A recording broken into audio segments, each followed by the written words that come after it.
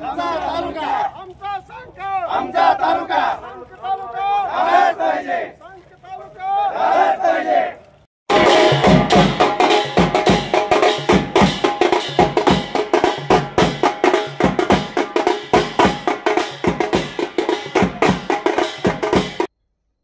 नमस्कार, मी दिनराज वाघमारे। आपण पाहताय जय भारत न्यूज। जत तालुक्यातील संक हा स्वतंत्र तालुका निर्माण व्हावा यासाठी जन आंदोलनाला सुरुवात झालेली आहे आणि आज त्याची वात संक या गावामध्ये पेटलेली आहे। संकमध्ये एका महामोर्चाचं आयोजन करण्यात आलं होतं।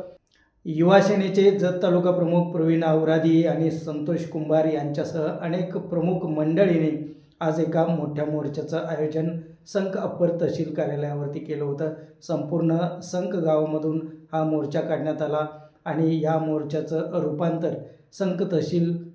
संक अप्पर तहसील कार्यालयाच्या आवारामध्ये सभेमध्ये झालं।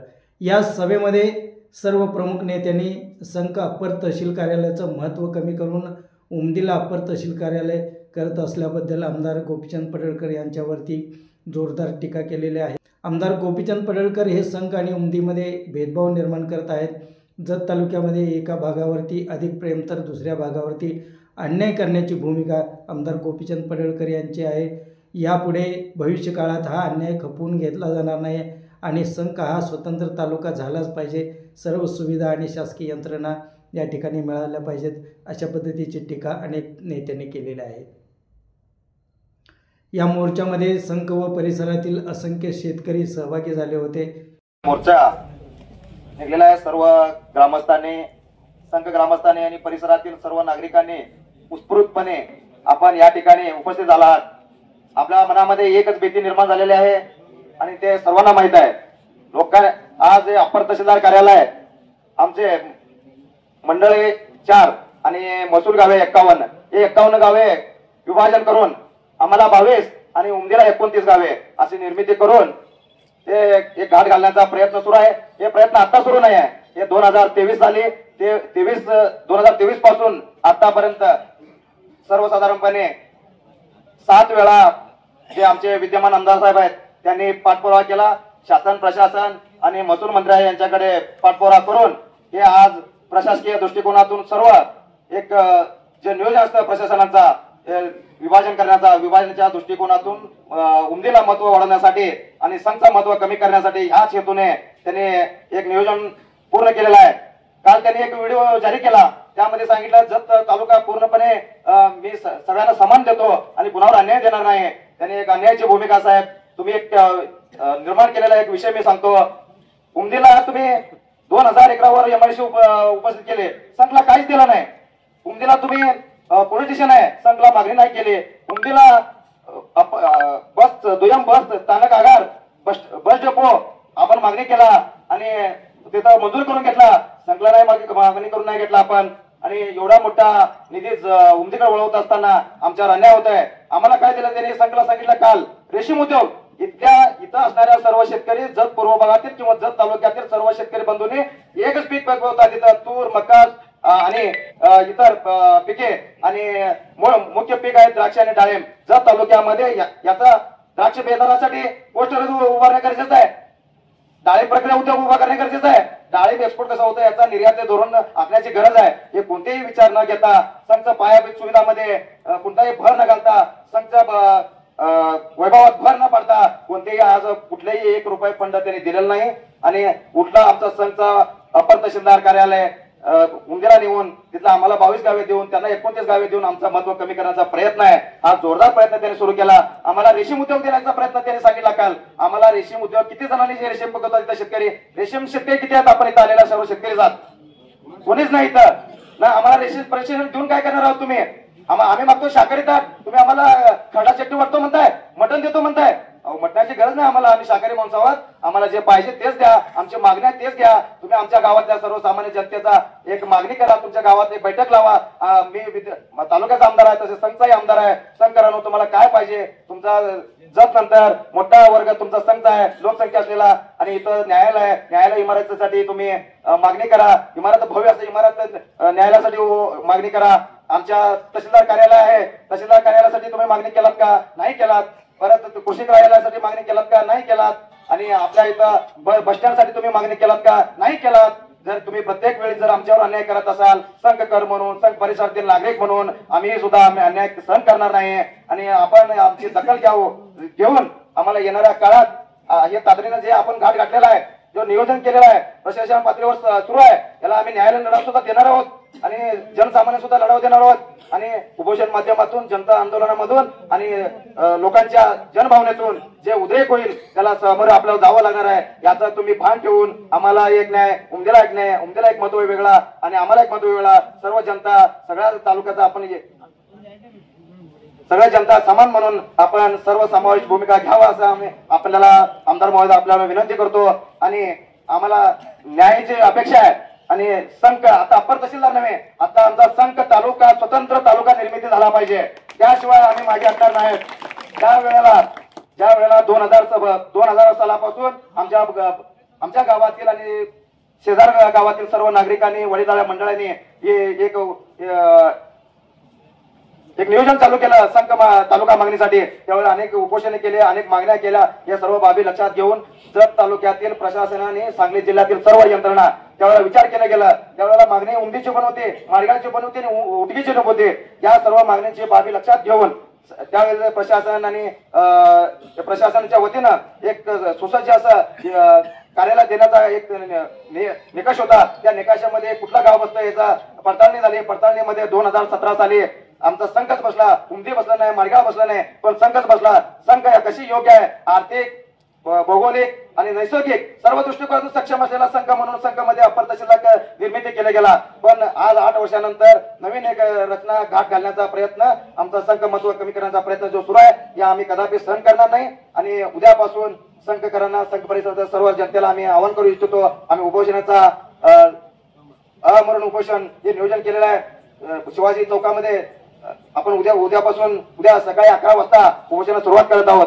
जोपर्यंत प्रशासन पातळीवर जो विभाजनाचा विषय चालू आहे उमदीला नेण्याचा, जोपर्यंत आमची मागणी मान्य होत नाही आणि तो कॅन्सल करत नाही, निर्णय रद्द होत नाही, तोपर्यंत अमरण उपोषण हे कायम राहणार आहे. सर्व नागरिकांना मी विनंती करतो, आपण सर्वांनी आमच्या सोबत राहून, सर्वांनी मिळून हक्काचा आमचा संघ तालुका ही निर्मिती करण्यासाठी आपला सहयोग पाहिजे, म्हणून मी आपल्याला सगळ्यांना विनंती करतो आणि थांबतो. जय हिंद, जय महाराष्ट्र.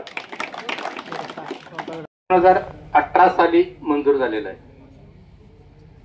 त्यावेळी मंजूर होत असताना त्या संघ अप्पर तहसीलदार कार्यालयाला किती गावं जोडली होती? 68 गावं जोडली होती. 68 मधनं कमी करून 52 केले. 52 मधनं आणि उमदीला आता 22 द्यायचं ठरलंय. माझं एवढंच म्हणणं आहे, संघ हे आता सरांनी म्हटल्यासारखं सेंटर प्लस आहे. त्यामुळं ह्या संघचं महत्व कमी करण्यासाठी असं शासनानं प्रयत्न चालू केला आहे. त्याला सर्व अधिकाऱ्यांनी पाठीशी घातला, हे अत्यंत चुकीचं आहे. अप्पर तहसीलदार कार्यालय सहजासहजी झालंय का? अनेकांनी उपोषणला बसून, सर्व ग्रामस्थांनी पाठीमागे उपोषणला बसून तडपडल्यानंतर ना हे अप्पर तहसीलदार कार्यालय संघ असं बोर्ड लागलेलं आहे. असं काही सहजासहजी झालेलं आहे का? नाही झालेलं आहे. तर माझी एक विनंती आहे, आमचं ऑनलाईनला तुम्ही जातीचा दाखला काढा मॅडम, रहिवासी दाखला काढा, उत्पन्न दाखला काढा, गाव अंकल येते, तालुका संघ येते.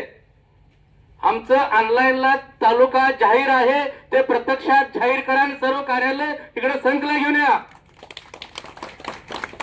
ज्यांनी शाळा शिकले त्यांना माहित आहे.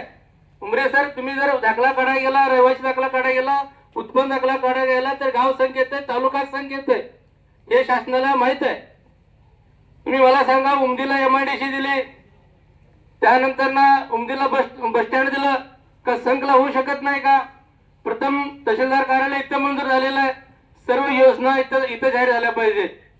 आणि जर तुम्हाला उमदी तालुका जाहीर करायचा असेल तर माझी काय हरकत नाही, उमदी हे मंगळवेढ्यामध्ये घालून तालुका जाहीर करा. मग त्यांना उमदीला संघ चालत नाही ना, पण ठीक आहे, त्यांना पर्याय व्यवस्था मी आज सांगतो की उमदीला मंगळवेढ्यामध्ये समाविष्ट करून सोडायचं, आमचा तालुका जाहीर करायचं. कारण का एवढे दिवस शांत बसलो, त्याचा गैरफायदा हे उमदीकर घेत आहेत. कारण हे मीडियावाले पर्यंत आलेले आहेत.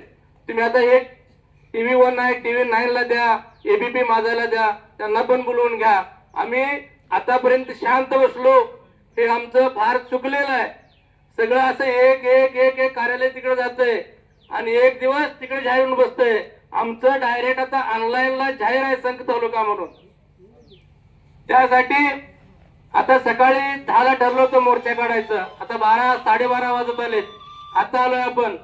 तर सगळ्यांनी इथून पुढं ज्या ज्यावेळी हे संघ तालुका कृती समितीचे अध्यक्ष सचिव संचालक हे आपल्याला जेव्हा जेव्हा कळवतील सगळ्यांनी लवकरात लवकर यायचं आहे. आता आमचा माझा संघ आणि माझा तालुका, संघ हे माझं गाव आहे आणि हे तालुका झालं पाहिजे आणि हे तालुका केल्याशिवाय मी शांत बसणार नाही अशी एक भीष्म प्रतिज्ञा आज या ठिकाणी करायची आहे. आणि सर्वांनी आपला तालुका जाहीर होईपर्यंत थांबायचं नाही एवढं बोलून मी माझं भाषण संपवतो. जय हिंद, जय महाराष्ट्र. व आलेले शेजारीचे सर्व ग्रामस्थांना, पदाधिकारी, मित्रमंडळ, तरुण मंडळ सर्वांना मी मनापासून नमस्कार करतो. संख गावावर न भूतो न भविष्यतो असं म्हणल्यासारखे अन्याय हा झाला आहे. हे कसं झालंय मी तुम्हाला सांगतो. आम्हाला 2018 साली 100 वर्षाच्या प्रयत्नानंतर हे तहसीलदार कार्यालय मंजूर झालं. हे काही सहज झालं नाही. गेल्यानंतर एक स्टाम्प भेटत नाही. हे जा, उद्या ये, जा, माझ्याकडे संपलेत असं म्हणतात. तुम्हाला पण सगळ्यांना माहित आहे, सगळ्यांनी अनुभवले. तरी सुद्धा हे आपण अपर तहसीलदार कार्यालय मंजूर करण्यासाठी आमचे IM बिरादर सर इथं आहेत. अजून कित्येक तरी लोक आहेत, अमरण उपोषण केलेत. कोणी उपोषण सुद्धा सोडवायला आलं नाही. तरी सुद्धा तसल्या प्रसंगामध्ये आमचे बेळूर गुरुबसव मुरगेंद्र अप्पाजी यांनी यांचे येऊन उपोषण सोडवले 5व्या दिवशी. कशासाठी? हे तालुका जाहीर होण्यासाठी हे झडत होते, प्रयत्न करत होते, उपोषणाला बसले. तरी सुद्धा कोणी उठवायला आलं नाही. असलं शासन त्यावेळी होतं. मी सुद्धा परवा उपोषणाला बसले असताना सुद्धा कोणी सुद्धा आलं नाही, कोणी आमदार आलं नाही. फक्त अप्पर आमचे प्राणसाहेब येऊन आमचे उपोषण सोडवले. माझं परवा सुद्धा मी तालुका होण्यासाठी उपोषणाला बसलो होतो. हे पण तुम्हाला सर्वांना माहिती. मला आश्वासन दिले त्यांनी. काय म्हणून दिले? तुम्हाला स्टॅम्प ऑर्डर 2 दिवसात देतो.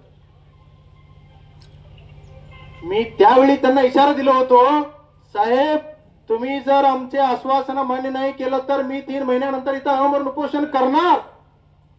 मी असे त्यांना शब्द दिलो होतो, सांगितलं होतं, इशारा दिला होता. तरी सुद्धा त्यांनी काही म्हणजे काही काडी मात्र काम त्यांनी केलं नाही. मी परवा गेलो होतो त्यावेळी मी प्राणसाहेबांना विचारलं, साहेब तुम्ही मी बेमुदत चक्री उपोषणाला बसले असताना माझे उपोषण तुम्ही सोडवायला आला होता आणि मला शब्द दिलाय तुमच्या मागण्या मी मान्य करतो. किती केलाय? मला त्यांनी एकच उत्तर दिले, मला वेळ भेटलं नाही.